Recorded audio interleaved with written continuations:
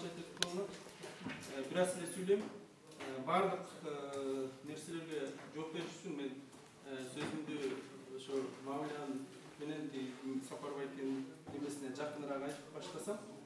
Илгери Амир Тимур боло кеткенде бул жерде Магальстандын ханы Ильяс Кожо деген ошо атасынан кийин Өзбекстан бөлүнүп кетет да, Өзбекстан территориясычы.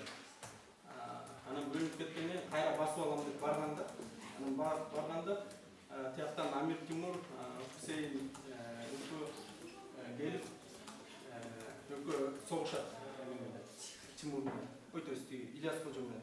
Бирок баткак согушу деп тарыхта калган бул согуш. Аябай катуу жамгыр жаап, эч кимди көргөн эмес, баары эле сая берген бири-биринчи. Ким кимди өлтүргөнүн эч ким билбейт. Бирок анан аягында Амир Тимурлар жеңилип баратканын сезип качкан да. Качып анан тиги Самаркандка келгенде, Самаркандтан да качып кеткен Хусейн экөө. Хусейн бул Чингизиттердин үйө баласы да. Анан качып кетишет дагы тиги Ильяс Кожо баягы шаарды асардайт этип отуруп алып. Анан эч кимди чыгарбайт, эч ким эметпейт да, шаардыктар өздөрүн коргоп, анан Ильяс Кожо басып ала албай анан кайра кетет. Кайра кеткенде анан тиги Хусейн менен Амир Тимур келет дагы. Ким коргоду силерди десе, шаардыктар көрсөтөт да, мына атырларыбыз ушулар болбосо шаарды басып алмак дегендер десе, жакшы экен деп баардыгын өзүнө чакырып, тиги сарайына чакырып анан баарын тең машиналып салган да. Ошондой эле нерсе да бул саясат деген. Мисалы үчүн Мавлян айтып атат, улуумун кеткиле депчи. Кичүүмүн кимге керек? Это дискриминация. Вопрос ошондо да. Кичүүмүн кимге керек? Кичүүмүн өзүн кое элек да коомго. Мына биз силерди сактайбыз деген нерсени кое элек да. Бар фамилиялар бар, аттар бар, чыгып атышат, соттолуп атышат. Ал бирок ал чын саясатчы болбойбу эч ким билбейт да. Силер бул муунду өзгөртүп салышыңар керек чыгып. Ага чейин эчтеке натыйжа болбойт. Ошондой да, анан эми кайра темага кирсем, мына тоталитаризм менен авторитаризмдин экөөнүн айырмасынан баштасам, себеп дегенде мындай ушундан ушундай бүк теманы туурараак түшүнөбүз дейм элчи.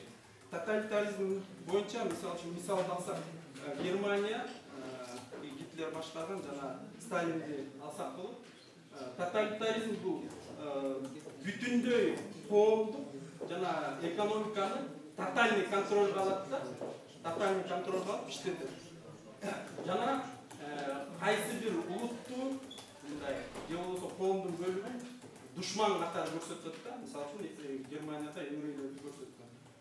Сталиндин убагында болсо тоталитардык системада ал жерде дагы бүтүндөй коомду жана экономиканы контролго алган тотальный.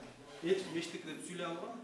Бирге бир туура эмес сүйлөп койсо барып атып улап кылып жок кылган. Мындайча айтканда өзүнүн элин өзү душман катары көрсөткөн да.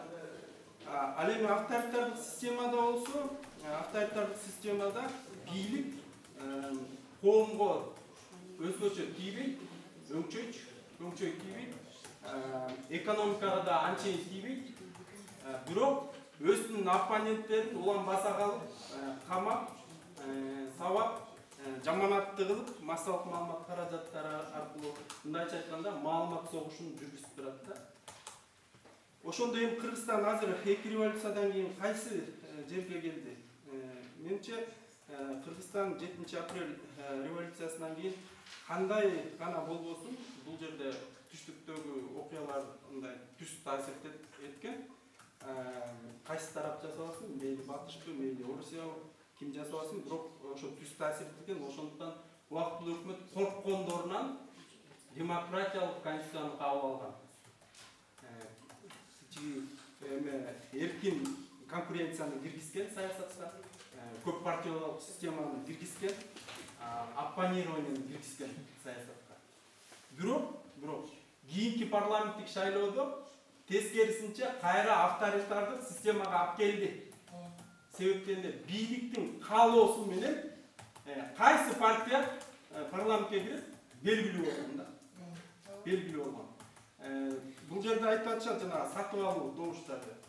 Сатып алуу эмес.